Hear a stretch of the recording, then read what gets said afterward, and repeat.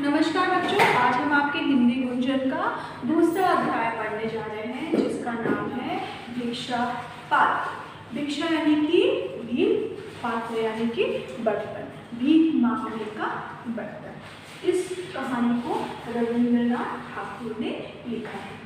ठीक है, तो इस कहानी में क्या दिखाया गया है वो हम इस कहानी में आगे आपको पढ़ेंगे। पहले भूखी प्रजा को अन्न देने के लिए महात्मा बुद्ध के आह्वान पर सुप्रिया नामक एक निर्धन स्त्री ने भिक्षा मांगकर अकाल पीड़ितों की सहायता करने का बीड़ा उठाया। जो कार्य नगर के धनी जन न कर पाए वह कार्य एक इस निर्धन स्त्री ने कर दिखाया। तो आइए हम इस कहानी को विस्तार से पढ़ते हैं। पिछले 2-3 वर्ष वर्षा ठीक तरह से नहीं हुई थी। इस वर्ष तो वर्षा की एक बूंद भी न बरसी थी। भयंकर सूखा पड़ा था, धरती का कलेजा फट गया था। उसमें जगह जगह दरारें पड़ गई थी, पेड़ पौधे सूख गए थे, पशु पक्षी प्यास से व्याकुल थे। पक्षियों का कलरव भी कम ही सुनाई पड़ता था। न जाने भूखे प्यासे कहाँ दुबके बैठे।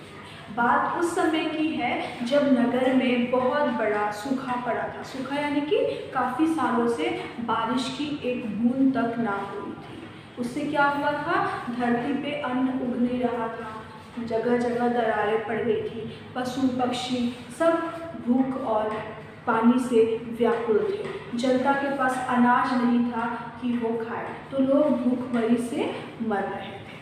ठीक है, नगर में अकाल पड़ा था। जिसके पास थोड़ा बहुत अन्न था उसने छिपाकर दुर्दिन के लिए रख लिया था। प्रजा हाहाकार कर उठी थी और जिनके पास थोड़ा बहुत अनाज था उन लोगों ने उसको बचा कर रख लिया था कि इससे भी जब खराब दिन आएगा तो हम इसका उपयोग करेंगे। इससे क्या हुआ था, चारों तरफ हाहाकार मचा हुआ था। लोग खाने के लिए तरस रहे थे। गौतम बुद्ध से जन जन की परेशानी देखी न गई। उन्होंने अपने शिष्यों को इकट्ठा किया, नगर के धनी भक्तजनों को बुला भेजा। इन सब चीज़ों को देखकर गौतम बुद्ध से रहा नहीं गया। उन्होंने एक सभा बुलाई। उस सभा में उन्होंने अपने शिष्यों को बुलाया और नगर के जो धनी सेठ थे उन लोगों को भी बुलावा भेजा। विनम्र स्वर में बुद्ध ने प्रश्न किया, प्रियजनों, बोलो, भूखी प्रजा को अन्न देने के लिए तुम में से कौन कौन तैयार है? जब उन्होंने सभा बुलाई तो उन्होंने सबसे कहा कि अब ये बताओ कि तुम सब में से कौन कौन ऐसा है जो इस भूखी प्रजा को अन्न देने के लिए आगे आना चाहता है। महात्मा बुद्ध के वचन सुन रत्नाकर सेठ का माथा लज्जा से झुक उठा। रत्नाकर सेठ नाम का एक व्यक्ति था। यह बात सुनकर वो शर्म से माथा नीचे कर लिया। वह हाथ जोड़कर बोला, भगवान, इतने बड़े नगर के हर प्राणी तक अनाज पहुंचाना मेरे वश की बात नहीं है। उसने हाथ जोड़ते हुए अपना हाथ खड़ा कर लिया और बोला, भगवान, इतने लोगों को अन्न पहुंचाना मेरे वश की बात नहीं है। आपने पहले ही पढ़ा कि लोगों ने अन्न को छुपा कर रख लिया था क्योंकि शायद इससे भी खराब दिन आए तो वो अपने परिवार को जीविका चला सके। तो इसी कारण से जो और भूखी प्रजा थी उनको अन्न देने के लिए कोई भी आगे नहीं आ रहा था। तथागत ने अपनी दृष्टि घुमाई। उनकी नज़र सेनापति जयसेन पर पड़ी। जयसेन ने कहा, तथागत, प्राण देने से यदि जनता को अन्न प्राप्त हो जाए तो मैं पल भर में तैयार हूँ, लेकिन मेरे घर में इतना अनाज कहाँ कि पूरे नगर का पेट भर सकूँ। फिर महात्मा बुद्ध ने जयसेन को देखा। जयसेन ने बोला कि अगर मेरा प्राण दे सकता तो मैं दे देता, अभी दे सकता हूँ, लेकिन इतनी बड़ी नगर में मैं अनाज कहाँ से दूँ? मेरे घर में इतना अनाज नहीं है कि इतने बड़े नगर का मैं पेट भर सकूँ। तभी धनी धर्मपाल बोल उठा, भगवान, मैं तो पहले ही भाग्य का मारा हूँ। वर्षा ना होने से मेरे सब खेत सूख गए। बीज के लिए रखे अनाज से किसी तरह परिवार को आधा पेट खिला पा रहा हूँ। मुझे तो एक चिंता और भी है, इस वर्ष राज्य का कर कैसे चुका पाऊंगा। तभी धनी जो धर्मपाल सेठ थे उन्होंने बोला कि मैं तो पहले से ही भाग्य का मारा हूँ। बारिश ना होने के कारण मेरे सारे खेत में अनाज ही नहीं हुआ है। किसी तरीके से जो बीज के लिए मैंने अनाज रखा है वो मैं अपने घर के लोगों को खिला रहा हूँ। अभी मुझे तो यह टेंशन है, यह चिंता है कि मैं अपने कर को कैसे चुका पाऊँगा। तो इसी तरीके से सब लोगों ने अपने हाथ खड़े कर दिए। कोई नहीं चाह रहा था कि वह नगर के लोगों को अनाज दे। सभी एक दूसरे का मुंह ताक रहे थे। तभी भीड़ में से अचानक एक युवती सामने आई। वह थी भगवान तथागत के प्रिय शिष्य अनाथ पिंडक की बेटी सुप्रिया। वह अत्यंत दुखी लग रही थी। सब लोगों ने हाथ खड़े कर दिए। तभी भीड़ में से एक स्त्री आई। वह कौन थी? वो महात्मा बुद्ध के प्रिय शिष्य अनाथ पिंडक की बेटी थी। और आकर उसने बोला कि आंखों से बहते आंसू पोंछकर उसने बुद्ध देव के चरण छुए और मीठे स्वर में बोली, भगवान, यह तुच्छ सेविका आपकी आज्ञा का पालन करेगी। अन्न की कमी के कारण जो लोग बेहाल हैं वे सब मुझे अपनी संतान लग रहे हैं।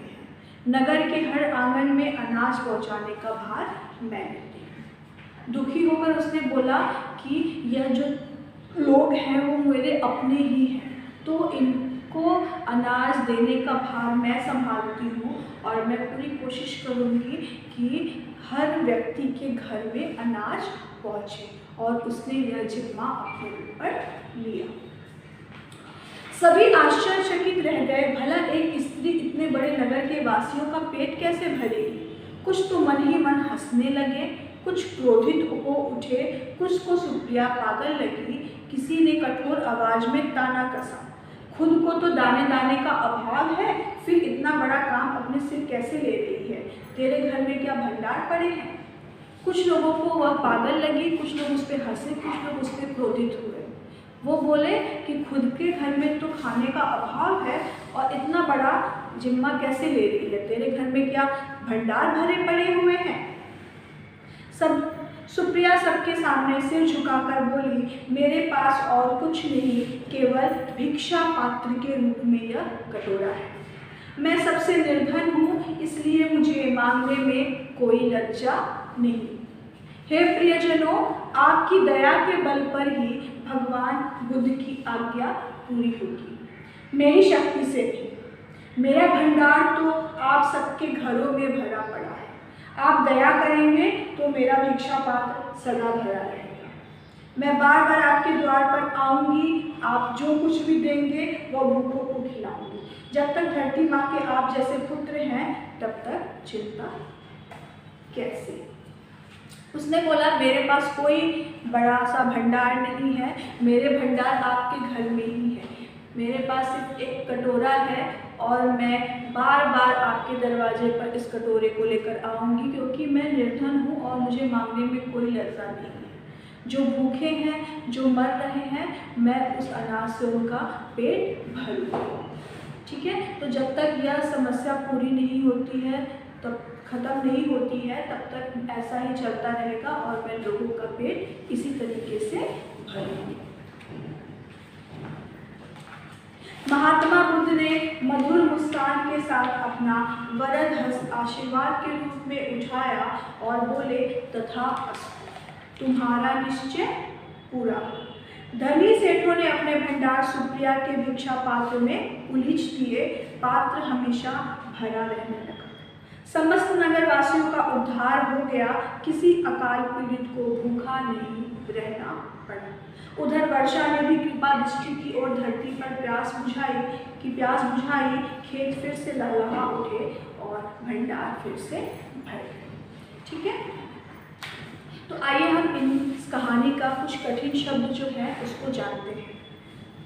भिक्षा, भिक्षा का मतलब क्या होता है? मैंने बोला आपको भीख। भिक्षा पात्र यानी भीख का कटोरा।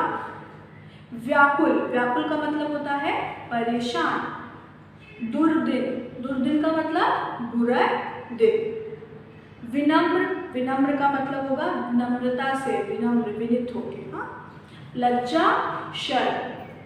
तुच्छ यानी कि छोटा, मामूली सा। अभाव, कमी। वरद हस्त, वरदान का हाथ, आशीर्वाद। तथास्तु, बोलते हैं तथास्तु, वैसा ही हो, जैसा आप सोचते हो वैसा ही हो, तथास्तु। उलीचना मतलब उड़ेल देना, डाल देना। समस्त यानी सभी। उद्धार, कल्याण। कृपा दृष्टि यानी कि दया भरी नजर। तो इस चैप्टर को आप अच्छे से एक बार रीडिंग करिएगा और इसका जो कठिन शब्दार्थ है वो उसके अर्थ को आप जानिएगा, समझिएगा। ठीक है। तो ये कहानी आपको कैसी लगी, आप इसको अच्छे से पढ़िएगा। इसका जो क्वेश्चन आंसर है वो मैं आपको नेक्स्ट जो क्लास होगा या फिर आपको वर्कशीट के माध्यम से मैं दूंगी। क्वेश्चन आंसर भी इसका कुछ है, आइए हम देख ही लेते हैं एक दो। जैसे कि पशु, पक्षी और प्रजा क्यों व्याकुल थे। तो पशु, पक्षी और प्रजा इसलिए व्याकुल थे क्योंकि काफ़ी सालों से बारिश की एक बूंद नहीं बरसी थी और लोग खाने और प्यास से तड़प रहे। नगरवासियों की व्याकुलता देखकर महात्मा बुद्ध ने क्या किया। नगरवासियों के व्याकुलता को देखकर महात्मा बुद्ध ने सभा बुलवाई, अपने शिष्यों को इकट्ठा किया और नगरवासियों से धनी लोगों को इकट्ठा किया। नगर के हर दिन आंगन में अनाज पहुंचाने का भार किसने लिया। तो नगर के हर दिन आंगन में अनाज पहुंचाने का भार सुप्रिया ने लिया। महात्मा बुद्ध ने सुप्रिया को क्या आशीर्वाद दिया। महात्मा बुद्ध ने सुप्रिया को यह आशीर्वाद दिया कि तुम्हारा कार्य और निश्चय पूरा हो। ठीक है। फिर है महात्मा बुद्ध ने नगर के संपन्न लोगों से क्या प्रश्न किया।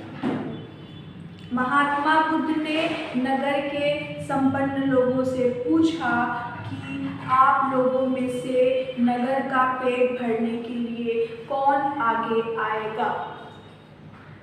रत्नाकर सेठ का माथा लज्जा से क्यों झुक गया। रत्नाकर सेठ का माथा लज्जा से इसलिए झुक गया क्योंकि वो नगर के लोगों की सहायता करने में असमर्थ थे। सुप्रिया कौन थी, उसने बुद्ध से क्या कहा।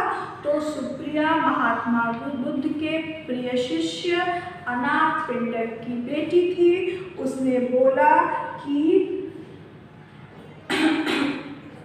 अन्न की कमी के कारण जो लोग बेहाल हैं वे सब मुझे अपनी संतान लग रहे हैं और नगर के हर आंगन में अनाज पहुंचाने का भार मैं लेती। ठीक है। नेक्स्ट क्वेश्चन है, सुप्रिया की बात सुनकर धनी सेठों ने क्या किया। सुप्रिया की बात सुनकर कुछ धनी सेठ क्रोधित हुए, कुछ हंसने लगे और कुछ को सुप्रिया पागल लगी। उन्होंने बोला कि खुद को तो दाने दाने का अभाव है, फिर इतना बड़ा काम अपने सिर कैसे ले रही है। तेरे घर में क्या भंडार पड़े हैं। ठीक है। सेठ धर्मपाल को अकाल के अलावा दूसरी चिंता क्या थी।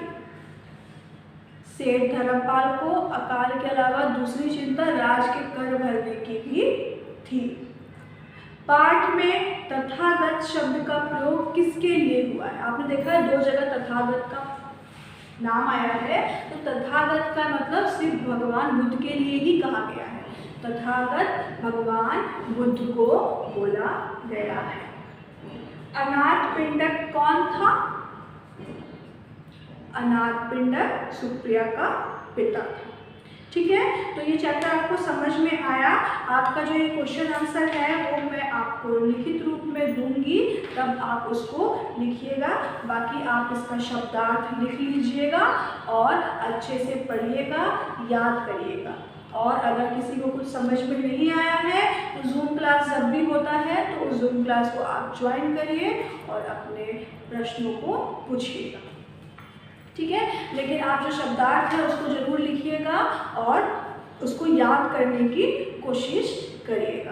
बाकी जो क्वेश्चन आंसर है वो आपको लिखने को जब मिलेगा तब आप उसको लिखिएगा, ठीक है। फिर आज के लिए इतना ही। नेक्स्ट जो चैप्टर है वो अगले वीडियो में आपको मिलेगा। नमस्कार।